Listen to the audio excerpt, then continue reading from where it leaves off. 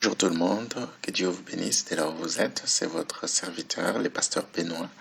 Et ce matin, nous allons continuer avec les manifestations du Saint-Esprit.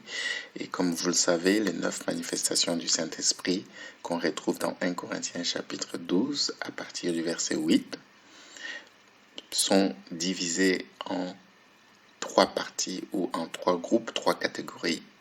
Et ce matin, dans notre dévotion matinale, nous allons nous concentrer sur le premier groupe des dons des révélations, c'est-à-dire parole de sagesse, parole de connaissance, discernement des esprits. Ce sont là les 3 manifestations qu'on retrouve dans le premier groupe, qui est le groupe des dons des révélations ou encore les dons des perceptions. Alors, on va parler ce matin précisément de la parole de sagesse. Alors, c'est quoi la parole de sagesse? La parole de sagesse, c'est une capacité surnaturelle, ok? Une capacité surnaturelle que Dieu accorde par son Saint-Esprit à une personne pour pouvoir libérer une parole de sagesse. Une parole de sagesse. Et c'est vrai, certains peuvent se poser la question, mais bon, la sagesse, c'est quoi? La sagesse n'est rien d'autre que une faculté qui nous permet de pouvoir gérer une situation, une capacité ou une habileté qui nous permet de pouvoir résoudre un problème. Vous savez, pour pouvoir résoudre un problème, résoudre une situation ou s'en sortir dans une circonstance, on a besoin de la sagesse. C'est-à-dire savoir qu'est-ce qu'il faut faire, comment il faut faire dans une situation donnée, dans un problème ou une circonstance donnée. On a besoin de la sagesse. Vous voyez, quand Dieu communique une parole de sagesse, c'est pour pouvoir apporter une solution, apporter une issue favorable dans une circonstance ou une situation donnée. Vous comprenez? Donc, combien nous avons besoin vraiment de ces dons dans nos églises, dans notre vie de tous les jours, pour pouvoir trouver des solutions, pour pouvoir résoudre des problèmes et nous en sortir des situations et des circonstances qui autrement nous détruiraient ou encore causeraient beaucoup de tort autour de nous. Voilà pourquoi, par le Saint-Esprit, Dieu donne à une personne une capacité, une habileté surnaturelle de pouvoir communiquer une parole, dire quelque chose qui va apporter une solution, qui va décanter une situation et bénir toutes les personnes impliquées dans la situation ou dans ces problèmes. Voilà pourquoi, bien-aimés dans le Seigneur, ce don est extrêmement important dans l'Église du Seigneur, dans le corps du Christ. Combien de problèmes pourrions-nous éviter dans nos églises? Combien de situations désastreuses, scandaleuses pouvons-nous éviter dans nos communautés si seulement si nous exerçons ce don de paroles de sagesse? Alors, je vais vous donner quelques exemples intéressants à travers les Écritures où nous voyons la manifestation de ces dons, c'est-à-dire la parole de sagesse. Alors, je vais commencer par l'exemple parfait. Pourquoi j'ai dit l'exemple parfait? Parce que Jésus-Christ est vraiment l'exemple parfait de cette manifestation du Saint-Esprit à travers la parole de sagesse. Et comme vous le savez, Jésus-Christ avait vraiment manifesté tous ces 9 manifestations du Saint-Esprit dans son ministère terrestre lorsqu'il était sur terre, je peux le confirmer encore, il est la seule personne qui avait toutes les 9 manifestations ou tous les dons, les 9 dons du Saint-Esprit que nous retrouvons dans Romains chapitre, 1 Corinthiens chapitre 12. Alors, il y a une circonstance qui s'est passée dans la vie de Jésus et que nous retrouvons dans Matthieu chapitre 21, le verset, Matthieu 22, le verset 21. Alors, la Bible dit ceci, au verset 21 du chapitre 22. De l'empereur répondirent-ils, alors Jésus leur dit, payez donc à l'empereur ce qui lui appartient et à Dieu ce qui lui appartient. Vous voyez, il y avait une situation qui s'est passée dans le ministère de Jésus-Christ. Ok, les gens sont venus pour le piéger. Ok, les religieux, ils sont venus pour le piéger. C'était un piège. Ils ont dit, écoute Jésus, tes disciples ne payent pas l'impôt, tes disciples sont des rebelles, ils n'obéissent pas à l'autorité établie, les Romains qui ont installé un système où tout juif, tout israélite devait payer son impôt. Et nous constatons que tes disciples ne payent pas l'impôt. Alors, c'était une question piège parce qu'ils voulaient trouver une raison pour pouvoir accuser Jésus-Christ d'un rebelle, de quelqu'un qui n'est pas soumis à l'autorité, qui n'est pas soumis à Rome et encore à l'empereur César. Alors, Jésus-Christ va libérer une parole de sagesse. C'était une parole de sagesse. Comme vous le savez, Jésus-Christ était loin du Saint-Esprit, c'est-à-dire dans son ministère terrestre, tout ce qu'il a eu à dire, à faire, c'était par la puissance du Saint-Esprit, c'était par l'onction du Saint-Esprit.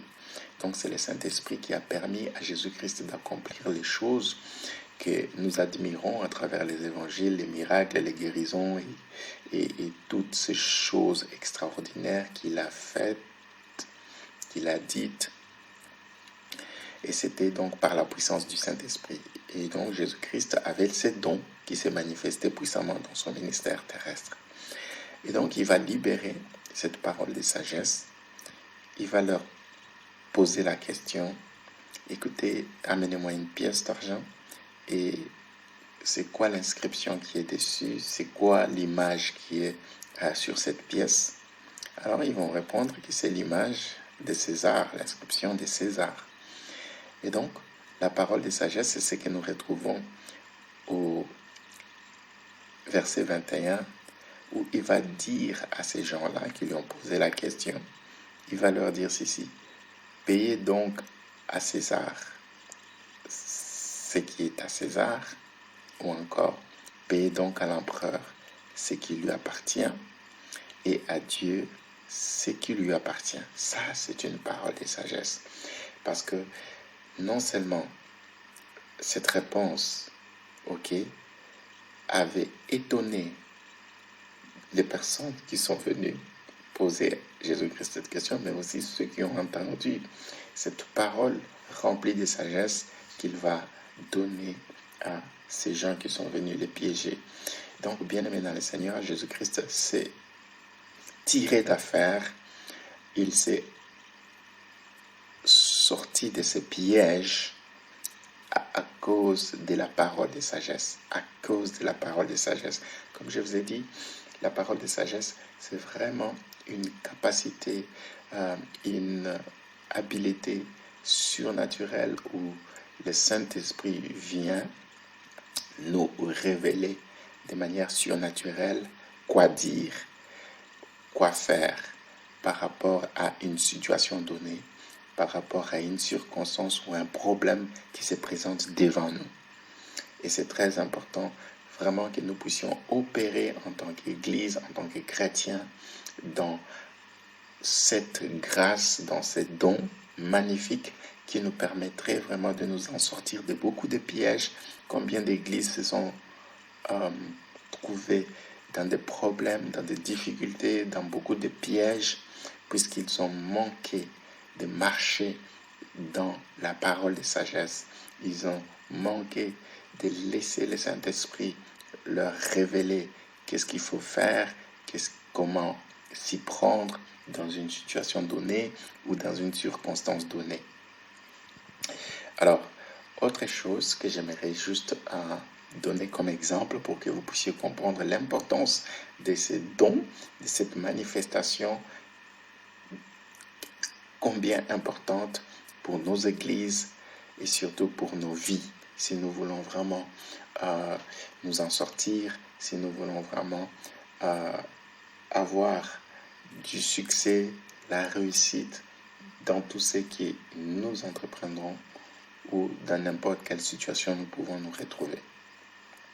Alors, dans l'Ancien Testament, ces dons étaient aussi manifestes. Dans Genèse chapitre 41, le verset 16, nous retrouvons Joseph qui va se présenter devant Pharaon pour pouvoir résoudre une situation, un problème qui s'est présenté.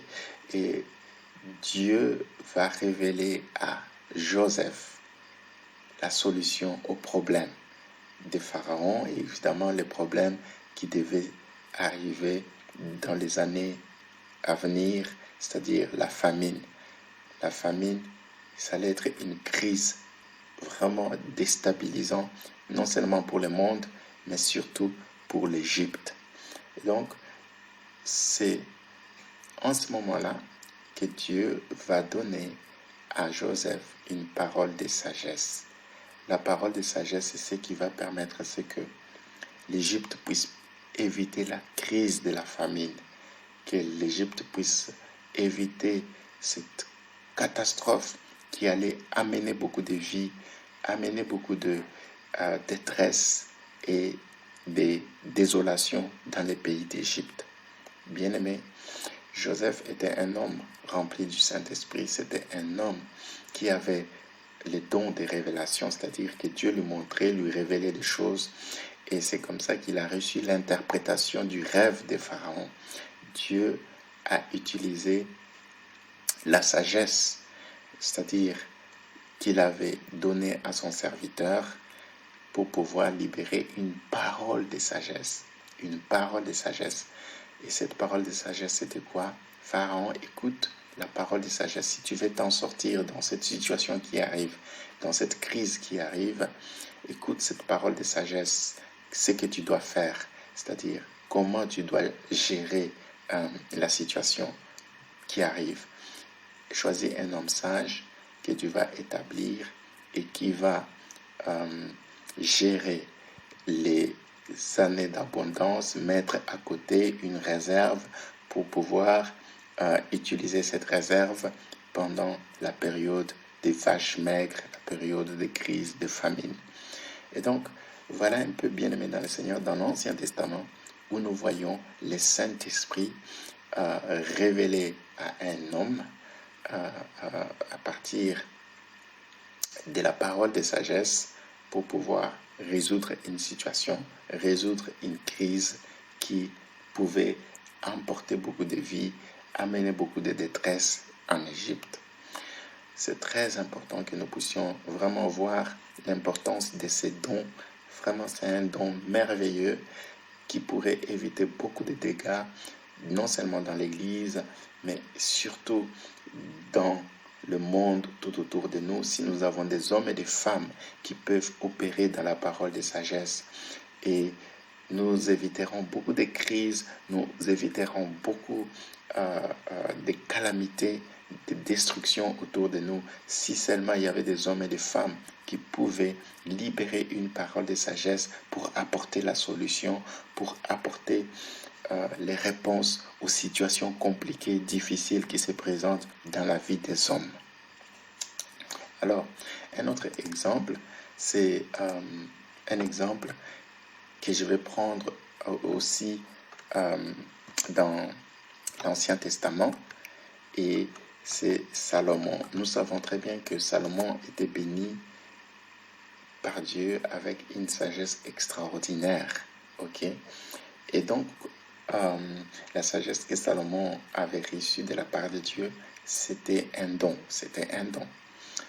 Et comment est-ce que ça va se manifester, ces dons que Dieu avait donnés à Salomon, ces dons de sagesse, c'est-à-dire quelqu'un qui a ces dons, il sait comment gérer des situations, des problèmes, des difficultés qui peuvent amener beaucoup de détresse, d'angoisse et de destruction autour d'une personne. Il y avait 2 femmes qui étaient prostituées, qui ont eu chacune un enfant. Et durant la nuit, une d'entre elles s'est couchée sur son nouveau-né, sur son enfant, qui le matin va mourir. Et comme elle va constater que son bébé n'avait plus de vie, elle va changer, prendre le bébé de l'autre et donner le bébé mort, son bébé mort, à l'autre. Et du coup, ça va être une source de disputes et de conflits entre ces 2 femmes, au point que la situation va être présentée devant le roi Salomon. Et le roi Salomon devait trouver une solution à cette crise, à ces problèmes, à ces conflits. C'était une situation vraiment incroyable. Imaginez, on vous apporte une telle situation. Chacune des femmes dit que bon, c'est mon enfant, celui qui est vivant, c'est mon enfant, celui qui est mort, ce n'est pas mon enfant. Alors, comment faire, comment savoir, parce qu'il n'y avait pas de témoin, ok, entre ces 2 femmes, il n'y avait pas de témoin. Comment vous allez faire, comment vous allez deviner l'enfant vivant appartient à quelle femme, vous comprenez? Donc, Salomon devait vraiment recevoir une révélation de la part de Dieu. Dieu devait lui montrer c'est qui l'enfant vivant qui appartenait à la mère réelle. Et donc, Salomon va recevoir une révélation à travers la parole de sagesse qui va sortir de sa bouche. Il va dire, amenez-moi une épée et on va partager cet enfant en 2. C'est-à-dire, la révélation que Salomon avait reçue, c'était quoi? La vraie mère de l'enfant qui est en vie ne voudra jamais que son enfant puisse mourir. Elle préférera même laisser l'enfant en vie pourvu que il soit entre les mains de quelqu'un d'autre, même si elle n'aura plus le privilège de porter cet enfant entre ses mains, mais pourvu qu'il soit en vie. C'est ça le sentiment de la vraie mère. C'est ça la révélation que Salomon avait reçue. Et donc, pour maintenant, de manière pratique, ok, exposer cela aux yeux et aux vues de tout le monde, Salomon va dire, amenez-moi l'épée et on va partager cet enfant en 2, comme ça chacun aura un morceau de l'enfant. Voilà. Au fond, c'était pour voir quelle est la vraie mère de l'enfant. Et donc, du coup, qu'est-ce qui va se passer? Au moment où il était sur le point de couper l'enfant en 2, la vraie mère va intervenir et dire, non, ne faites pas ça, donnez cet enfant à cette femme, je ne veux pas voir cet enfant mourir. Et l'autre femme disait, non, non, non, non, vous pouvez couper, on va partager, hein, on va avoir chacun un morceau. Alors, la vérité a été manifestée en ce moment-là à cause de cette parole de sagesse qui va permettre à ce que la solution soit trouvée. Et Salomon va dire non, donnez cet enfant à cette femme. Donc, bien-aimés dans le Seigneur, vous voyez, une parole de sagesse, c'est une révélation, c'est un don de révélation où Dieu vous révèle de manière surnaturelle la solution ou encore l'issue par rapport à un problème ou à une situation ou une circonstance difficile.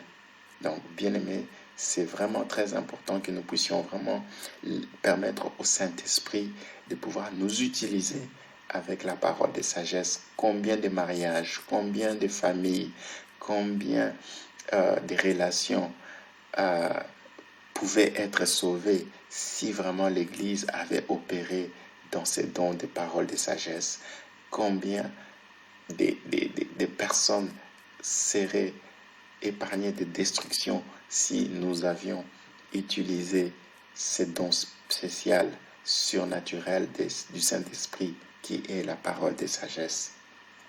Alors, un autre exemple, j'ai plein d'exemples et j'aimerais que nous puissions comprendre vraiment la valeur de ces dons qui nous manquent dans nos églises, dans nos communautés, si vraiment nous pouvons vraiment permettre à ce que ces dons se manifestent dans nos églises, dans nos communautés.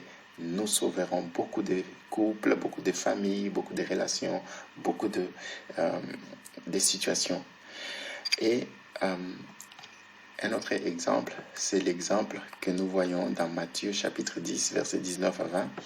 Ici, Jésus-Christ est en train de promettre, il est en train de promettre à ses disciples de ne pas s'inquiéter lorsqu'ils vont se retrouver devant les juges dans les tribunaux pour être jugés par rapport à leur foi, par rapport à leur attachement à Jésus-Christ. Et Jésus-Christ va dire ceci, c'est vraiment quelque chose de très intéressant qu'on retrouve dans ces deux versets de Matthieu 10. Okay? Il va dire au verset 19, lorsqu'on vous conduira devant les tribunaux, ne vous inquiétez pas de ce que vous aurez à dire, ni de la manière de l'exprimer. Les paroles que vous aurez à prononcer vous seront données en ce moment-là. 20. Elles ne viendront pas de vous, mais l'Esprit de votre Père parlera en vous. Voilà ce que Jésus-Christ est en train de promettre au sujet du don des paroles de sagesse. Vous comprenez? Il dit ceci à ses disciples, lorsqu'on va commencer à vous persécuter, commencer à vous accuser faussement, vous traîner devant les tribunaux, vous juger. Ne vous inquiétez pas de comment est-ce que vous allez vous défendre, de ce que vous allez dire, de quelles paroles vous allez utiliser, ni encore de quelle manière vous allez parler devant des juges dans ces situations, dans ces problèmes-là qui viendront à vous. Ne vous inquiétez pas, va-t-il leur dire. Pourquoi? Parce que le Saint-Esprit lui-même va vous donner une parole de sagesse. Il va vous donner la sagesse pour savoir quoi dire, comment parler. C'est ça, la parole de sagesse. Bien-aimés dans le Seigneur, ça c'est très important. Le Saint-Esprit, c'est lui qui nous donne la parole de sagesse, qui nous montre quoi dire et comment dire à travers ces dons merveilleux de révélation, la parole de sagesse. Il va nous révéler, il va nous montrer qu'est-ce qu'il faut dire et comment il faut parler. C'est ça ce que Jésus-Christ est en train de dire à ses disciples. Et il y a un exemple tout à fait pratique où on voit Paul, dans Acte 23, verset 6, il va se retrouver devant les Sanhédrin, c'est-à-dire ces tribunaux religieux, okay, où on est en train de les questionner par rapport à sa foi et à son ministère. Et donc, Paul va se retrouver devant une situation compliquée où il va dire quelque chose au sacrificateur alors qu'il ne voyait pas très bien, il ne savait pas que c'était le sacrificateur qui était devant lui, qui lui posait des questions. Et donc, il va avoir une parole de sagesse pour dire devant les sacrificateurs, les Sanhédrins qui étaient assemblés, il va dire quelque chose que le Saint-Esprit va lui inspirer. Et cette chose-là, c'est ce qui va permettre à ce qu'il puisse s'en sortir d'une situation qui allait lui causer beaucoup de problèmes, qui allait vraiment apporter une situation inconfortable dans sa vie. Paul savait que les membres du conseil étaient en partie des Sadducéens et en partie des pharisiens. C'est pourquoi il s'écria devant eux: Frères, je suis pharisien des pharisiens. C'est parce que j'espère en la résurrection des morts que je suis mis en jugement. À peine eut dit-il cela que les pharisiens et les sadducéens se mirent à se disputer et l'assemblée se divisa. Vous voyez, il a libéré une parole. Je suis convaincu que c'est le Saint-Esprit qui avait déposé cela en lui, qui lui a révélé cela. Et il va dire: je suis pharisien des pharisiens, c'est parce que j'espère en la résurrection des morts que je suis mis en jugement. C'est parce que je prêche l'évangile de Jésus, je crois en la résurrection, qu'on est en train de me persécuter, on est en train de me juger. Et donc, c'était une parole de sagesse qui va amener les Sadducéens et les pharisiens qui composaient ces conseils à commencer à se disputer, et ils se sont divisés. Et du coup, Paul était épargné. Vous comprenez? Nous avons besoin de ces dons merveilleux des révélations qui est la parole de sagesse, qui va nous permettre de nous en sortir de beaucoup de difficultés, de problèmes, de situations, de circonstances qui peuvent peut-être nous détruire nos églises, détruire nos familles, détruire nos relations, si nous opérons par la parole de sagesse, où le Saint-Esprit nous montre quoi dire, quoi faire dans une situation, dans un problème donné. Voilà, j'ai été un peu long, mais je crois que c'était très important pour que nous puissions comprendre ce don merveilleux qui est la parole de sagesse. Nous avons besoin des hommes et des femmes qui sont remplis du Saint-Esprit pour pouvoir opérer dans la parole de sagesse. Des hommes et des femmes qui sont en mesure de pouvoir dire, donner des instructions, donner des directives pour trouver les solutions à des problèmes, à des situations difficiles, compliquées, qui peuvent détruire des vies. Nous avons besoin des hommes pareils, remplis du Saint-Esprit, qui opèrent dans la parole de sagesse. Que Dieu vous bénisse, et nous allons nous retrouver pour le prochain don de manifestation, don de révélation. Que Dieu vous bénisse et à la